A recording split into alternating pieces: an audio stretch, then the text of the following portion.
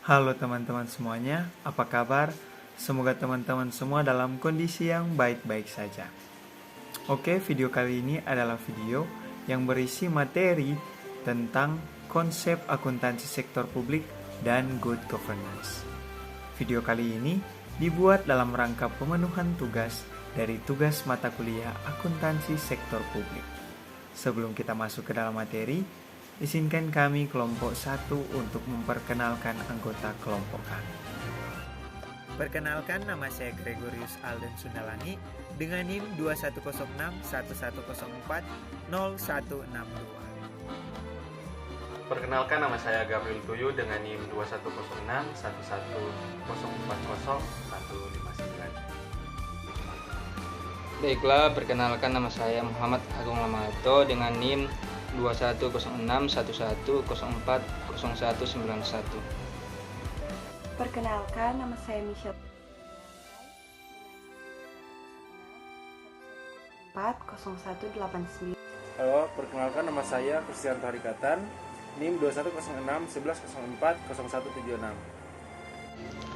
Baiklah teman-teman, di sini saya akan menjelaskan pengertian tentang akuntansi sektor publik. Akuntansi sektor publik adalah proses pengumpulan, pencatatan, pengklasifikasian, analisis, dan pembuatan laporan keuangan untuk sebuah lembaga publik yang menyajikan informasi keuangan kepada pihak yang membutuhkannya. Akuntansi sektor publik ini dapat digunakan sebagai alat transparansi kepada publik untuk memenuhi hak-hak publik. Sektor publik yang dimaksud adalah lembaga pemerintah di daerah maupun pusat dan lembaga non-pemerintah, termasuk rumah sakit dan lembaga pendidikan. Berikutnya yaitu karakteristik dari akuntansi sektor publik, yaitu yang pertama ada relevan. Laporan akuntansi harus bersifat relevan, yakni berisi informasi yang dapat mempengaruhi pengambilan keputusan serta mengevaluasi peristiwa di masa lalu dan masa mendatang. Yang kedua yaitu handal. Laporan tersebut memiliki informasi yang bermanfaat untuk menjadi bahan pertimbangan dengan laporan keuangan sebelumnya. Yang ketiga yaitu mudah dipahami. Laporan ini harus memuat informasi yang mudah dipahami oleh semua pihak, baik internal maupun eksternal. Namun, akuntansi sektor publik juga memiliki beberapa karakteristik berdasarkan beberapa aspek, di antaranya adalah yaitu yang pertama berdasarkan penggunaan, yakni digunakan oleh lembaga pemerintah pusat maupun daerah. Yang kedua, berdasarkan sifatnya, yakni bersifat khusus, digunakan oleh lembaga non-profit yang tidak menghasilkan laba. Dan yang ketiga, berdasarkan fokus tujuan lembaga, yakni akuntansi hanya menyajikan informasi pelayanan kepada publik untuk kesejahteraan masyarakat.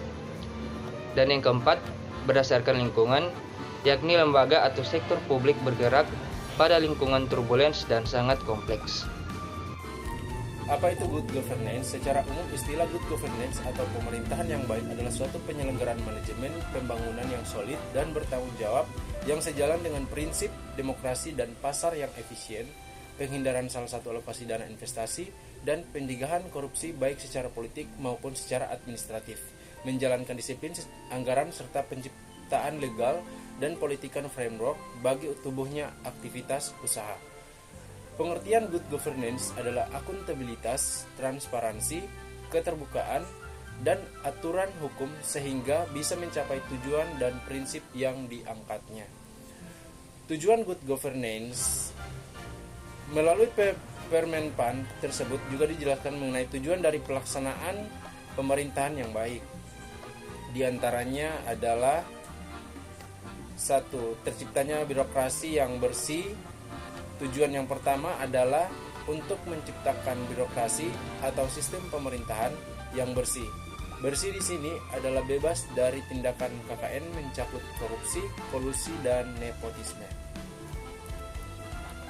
Kedua, terciptanya birokrasi yang bekerja secara efisien. Membangun sistem pemerintahan yang baik juga bertujuan untuk menciptakan birokrasi yang bekerja secara efisien dan juga produktif, sehingga mereka mampu memberikan dampak yang besar kepada masyarakat. Ketiga, membangun birokrasi yang bekerja transparan. Tujuan yang ketiga dari good governance adalah membangun birokrasi yang transparan sehingga tidak ada yang ditutupi, namun pada aspek tertentu tetap melindungi informasi yang sifatnya rahasia dan bukan untuk dikonsumsi oleh publik. Dan yang keempat, menciptakan birokrasi yang melayani masyarakat. Pemerintah bersama jajarannya pada dasarnya bertujuan untuk melayani segala keperluan masyarakat, mulai dari pembuatan KTP, NPWP, pemasangan listrik, dan lain-lain. Kelima, menciptakan birokrasi yang akuntabel. Tujuan yang terakhir adalah menciptakan atau membangun birokrasi yang akuntabel, yakni memiliki tanggung jawab atas semua tindakan yang dilakukan, sehingga tidak pernah mencari kambing hitam atas kesalahan yang dilakukan. Saat ini saya akan membahas tentang ciri-ciri good governance.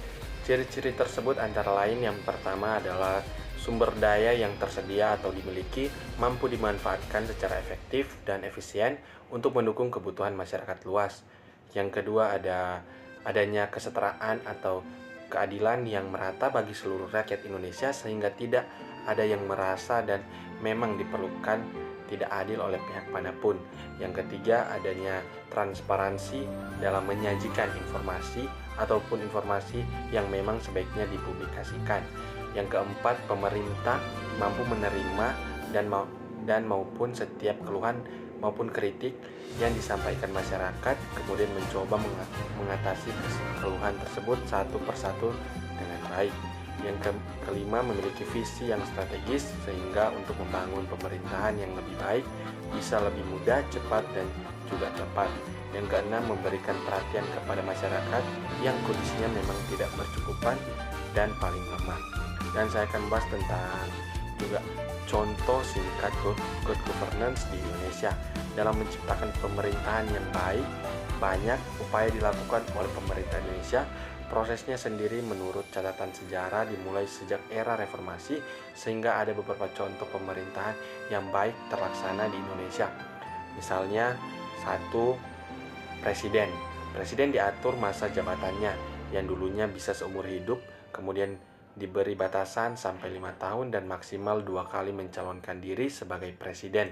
Yang kedua, pemilihan umum, baik untuk anggota DPR atau DPRD sampai presiden dilakukan dengan melibatkan rakyat, di mana dulunya di Indonesia pemilu diwakilkan oleh setiap anggota DPR yang tentu hasilnya bisa tidak selalu sesuai dengan keinginan rakyat.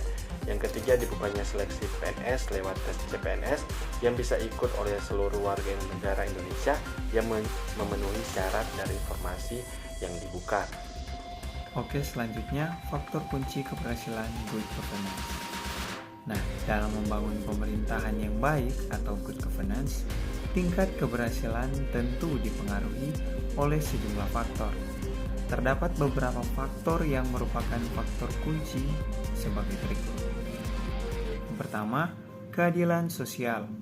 Faktor yang pertama dan menentukan sekali, suatu pemerintahan yang baik bisa dibentuk atau tidak adalah adanya keadilan sosial. Keadilan yang tidak hanya fokus pada satu pihak saja, melainkan bisa dirasakan oleh semua orang. Tidak harus menjadi keturunan priai, tidak harus berlaku paling sopan, tidak harus yang punya good looking baru bisa mendapat keadilan. Semua orang berhak mendapatkannya, agar yang salah bisa bertanggung jawab sesuai aturan dan norma yang berlaku. Yang kedua, modernisasi birokrasi. Birokrasi di tanah air atau mungkin di sejumlah negara lain di dunia bisa jadi perlu dimodernisasi. Ada peralihan sistem yang tadinya manual menjadi online untuk memberi kemudahan, kepraktisan, dan transparansi akses informasi maupun layanan. Tentunya dibuat sistem online yang modern sekaligus yang memang bagus, supaya tidak hanya asal mengumumkan sistem sudah dibuat online, akan tetapi tidak user friendly yang kemudian membuka peluang bagi para calo untuk beraksi. Yang ketiga, pemerintah yang kuat. Faktor ketiga yang menjadi kunci keberhasilan good governance adalah pemerintah yang kuat, memiliki kebijakan yang memang tangguh dan menguntungkan semua pihak, terutama rakyat kecil. Pemerintah harus punya tujuan yang jelas dan bisa menerapkan berbagai kebijakan sebaik mungkin tanpa ada ketimpangan. Perlu punya kebijakan yang menguntungkan rakyat tanpa ada proses eksploitasi sumber daya yang kemudian dimanfaatkan oleh pihak luar. Dan yang keempat, pemerintahan yang akuntabel. Berikutnya adalah pemerintahan yang akuntabel, yakni yang memang terpercaya dan bisa dipercaya.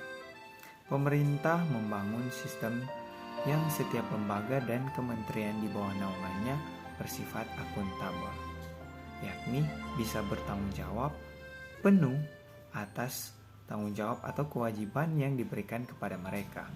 Misalnya, kewajiban untuk melayani rakyat, maka harus maksimal dan dibuat efektif, efisien, sekaligus transparan. Pihak yang terlibat. Kemudian, siapa saja yang terlibat dalam mewujudkan good governance bisa berjalan sesuai dengan tujuan dan prinsip yang dibawakan. Pertama, pemerintah. Pemerintah dalam hal ini di Indonesia sebagai lembaga eksekutif. Maka pemerintah yang bisa mengatur dinamika politik dan menjalankan hukum yang telah dibuat sehingga bisa menimbulkan kondisi yang kondusif. Sebenarnya, pemerintah di sini bisa dari DPR, legislatif yang membuat peraturan, eksekutif yang menjalankan peraturan dan undang-undang, dan yudikatif yang mengadili apabila terjadi pelanggaran. Yang kedua, masyarakat. Masyarakat adalah poin utama sebab objek dalam pemerintahan dan negara adalah kesejahteraan masyarakat. Masyarakat harus bisa aktif dalam interaksi sosial, internal ekonomi, peran aktif dalam demokrasi dan interaksi lainnya. Yang ketiga, swasta. Pihak swasta berperan dalam menciptakan sebuah lapangan pekerjaan dan pendapatan bagi masyarakat pada sebuah daerah sekelilingnya. Ketiganya di atas tidak bisa berjalan sendiri, tetapi perlu sinergi bersama pembangunan hal tersebut. Prinsip good governance dalam melaksanakan kemudian perlu memegang prinsip tersebut antara lain suara atau peran di dalam pemerintahan, kesempatan untuk menyampaikan pendapat, secara langsung maupun tidak langsung. Yang kedua, penegakan hukum.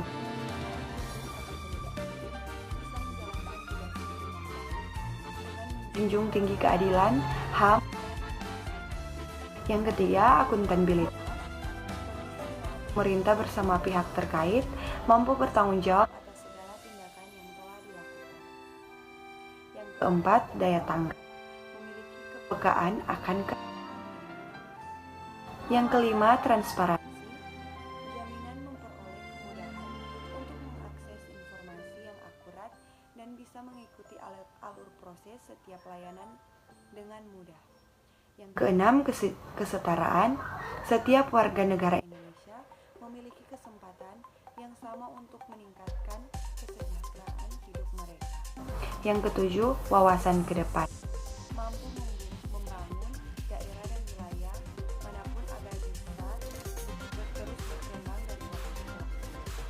Delapan, ada pengawasan. Dan pihak swasta dalam menjalankan pemerintahan sehingga mereka berperan sebagai pengawas pemerintahan dalam dan yang terakhir ada efektivitas. Pejabat dan aparat pemerintah